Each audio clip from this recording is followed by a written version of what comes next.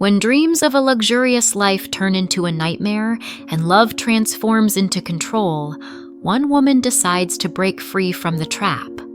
Discover how I escaped an oppressive husband and his mother, exposing their dark secrets.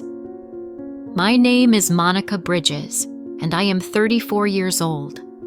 Once, I considered myself a rational and pragmatic person. I thought dreams of a luxurious life with an ocean view in San Diego were just dreams that would remain painted in my imagination. I wasn't one of those who got everything at once. But life is a strange thing, especially when you meet someone who promises to fulfill your deepest desires. I met Greg at our company's charity evening. Tall, with piercing brown eyes and a smile that turned something inside me. He was the kind of man who filled the room just by entering it. Wealthy, successful, confident. Everything I was not. When he approached me, I felt awkward. My $99 shoes and a dress bought on sale seemed pathetic compared to his impeccable Armani suit. "I see you're not very comfortable here," he said, handing me a glass of champagne. "Is it that obvious?" I awkwardly smiled, trying to hide my embarrassment. "Only to those who know how to look." He paused. "Greg Harrison. Monica Bridges. I work in the marketing department. And I'm the one who can change your life." I laughed then, thinking it was another failed attempt at flirting. But Greg wasn't joking. And 6 months later, as we stood on the terrace of his luxurious mansion in La Jolla, I realized he had kept his promise.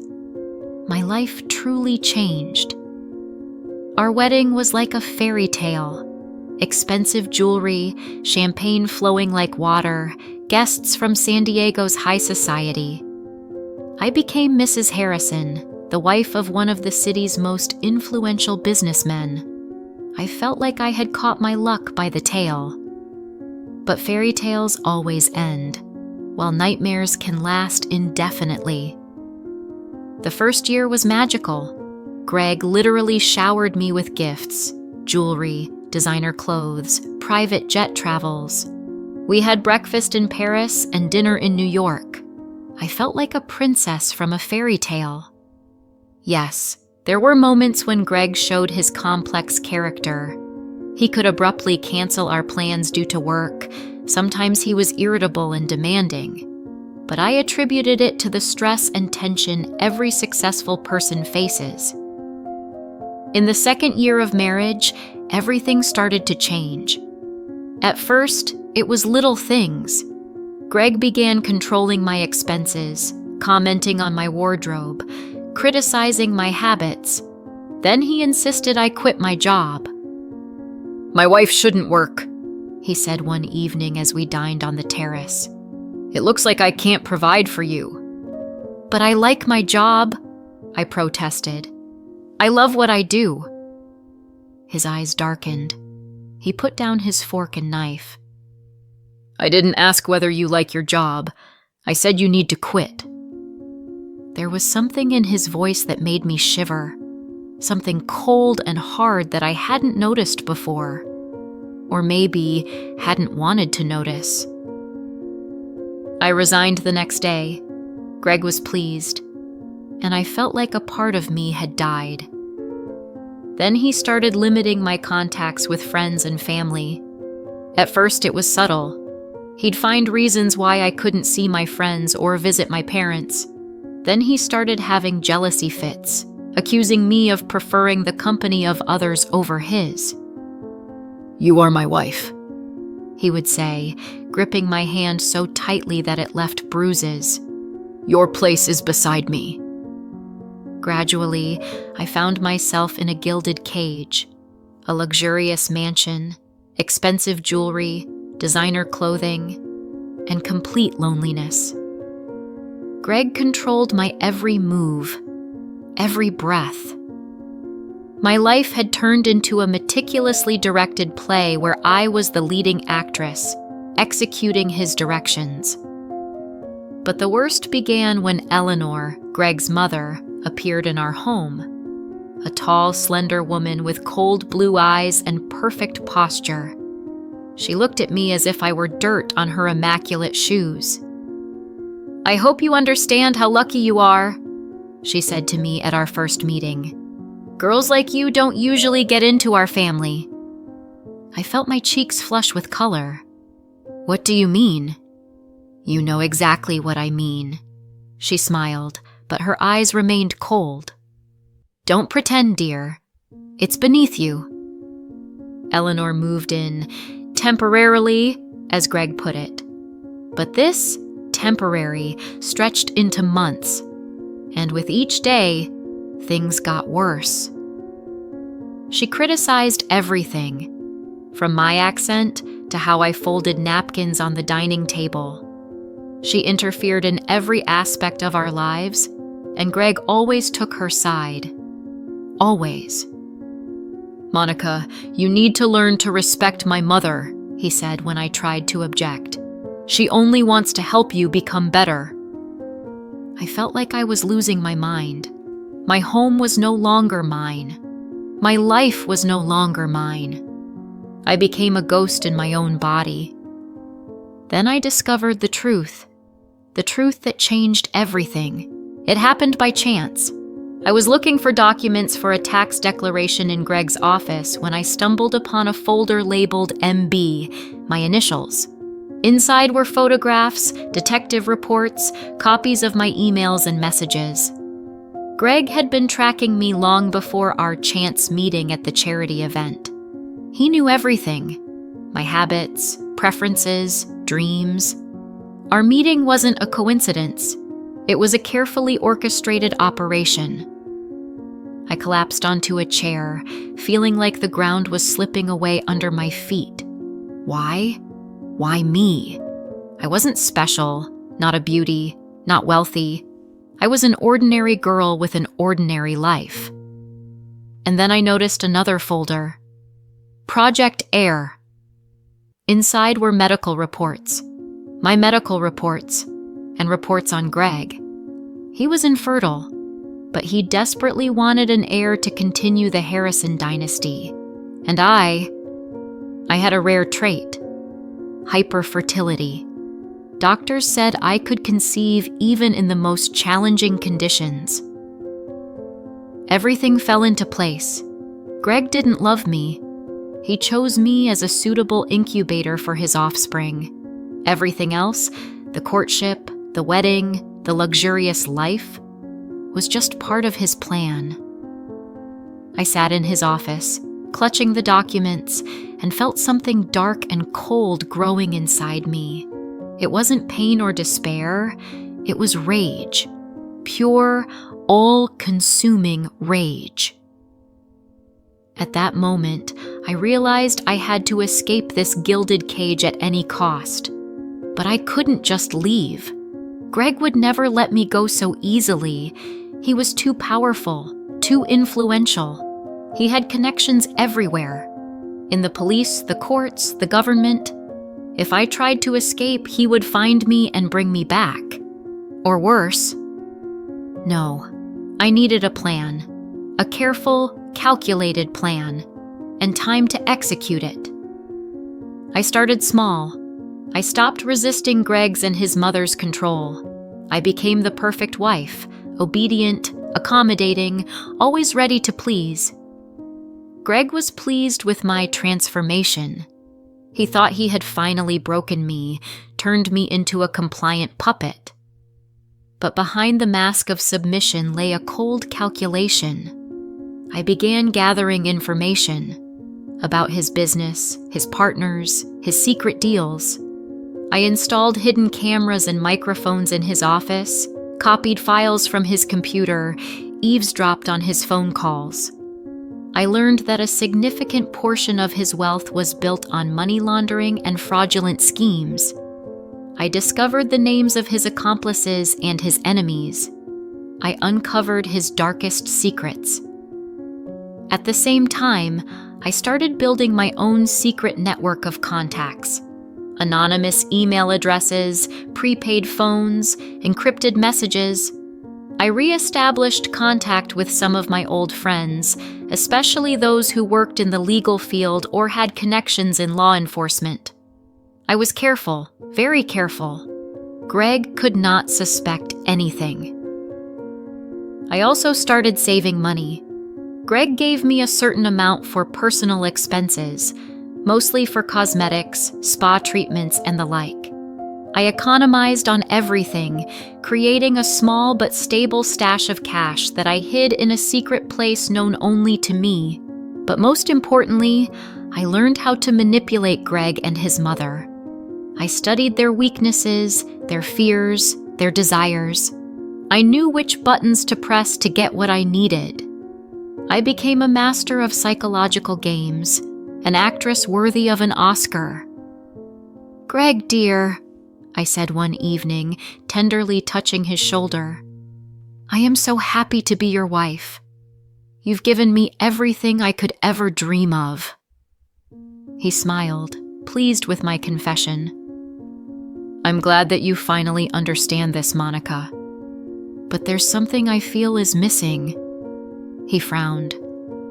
"What is it?" he asked. "A child," I whispered, lowering my eyes. "Our child. Your heir." I saw his eyes light up. This was his dream, his obsession, a child who would carry on the Harrison dynasty. "Are you really ready?" he asked, trying to hide his excitement. "More than ready," I smiled. "I want to give you the most precious thing we could ever have. Our child." Greg looked triumphantly happy, and that was exactly what I had hoped for. He organized meetings with the best doctors and spent a tremendous amount of money on examinations.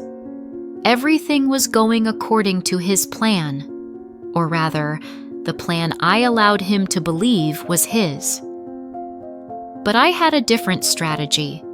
I wasn't going to become a mere vessel for Greg's heir. Instead, I used his obsession with the idea of having a child to buy myself extra time and freedom of movement. With medical consultations and preparation for pregnancy, I could leave the house and meet with people whom Greg thought were doctors and experts, while in reality, they were part of my secret network.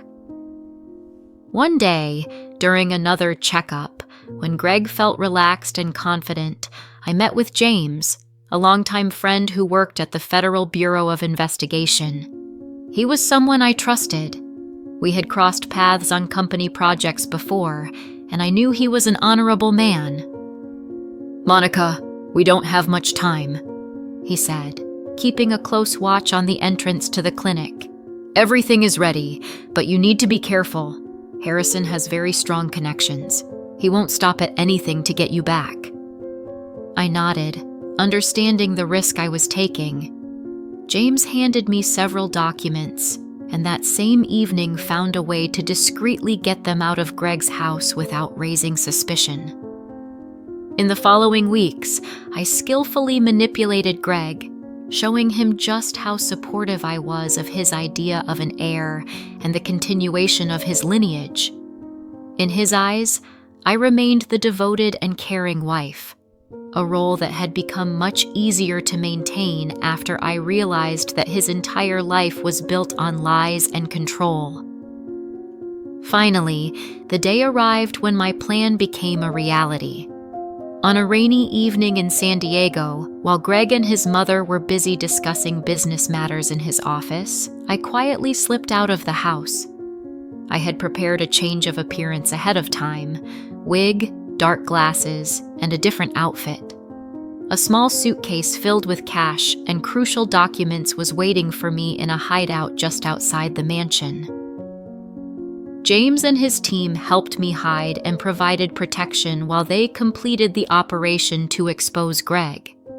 His empire was not only facing divorce proceedings, but also scandalous revelations that threatened to destroy his entire career. Everything was going according to plan. I didn't look back and felt no regret as I left behind what I once thought was my dream. Now I knew that I could build a life where I held the keys to my own freedom, and no one would ever put me back in a cage, no matter how gilded it might be. My new life began with my first breath of freedom. I landed in a small town far from the bright lights of San Diego, adhering to strict anonymity. James helped me not only escape, but also start anew. I had a new name, a new face, and a new story, and although it required some adjustment, I felt a lightness and inner peace that I had long lost. Meanwhile, chaos erupted in Greg's world. He was called in for questioning, and his affairs began to collapse like a house of cards. Scandalous details about money laundering, bribery, and fraud surfaced in the news.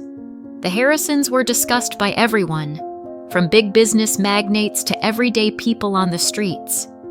Greg lost everything he had so painstakingly built, but I felt no sympathy for him. He chose this path, and now he was reaping the consequences. I had left my old life behind and turned to new opportunities. In addition to my physical escape, James provided me with protection and support, bringing in specialists to develop a plan that not only ensured my safety from Greg, but also legally closed off any matters that could hinder my progress. I began working at the local library under my new name. Knowledge had always been my passion, and by helping others, I gradually rebuilt my trust in myself and in the world around me. Every day I felt more confident in my abilities. This was the real me, without pretense and deceit, and that feeling was unparalleled. However, no matter how much I tried to forget my past, the nature of someone who had once been part of Greg's life prevented me from leaving him completely unpunished. My actions and the help from James remained in the past, leading to consequences but did not fully restore my sense of justice. I decided that I would do everything I could to ensure that in the future, women who found themselves in similar situations could receive the help I once dreamed of at the very beginning. I began writing articles and small essays, inspiring others to change their lives in ways that could help them avoid traps set by themselves or society. My book on how to escape from a psychological and emotional trap became popular in certain circles. It was not just a story of survival, it was a story of rebirth. It provided many women with the knowledge and strength they so desperately needed to change their lives. And what was most gratifying was that I knew that in this new struggle of life, I now had the support and friends who had become my true family. And although I knew that Greg would never find out where I was or who I had become, I hoped that my story would stand as a testament to my struggle, my escape, my victory. The desire for justice and freedom had ultimately triumphed, and that was the most important achievement for me. Did you like the story? Write your opinion in the comments. Don't forget to subscribe to the channel and turn on notifications so you don't miss the next interesting story. See you tomorrow.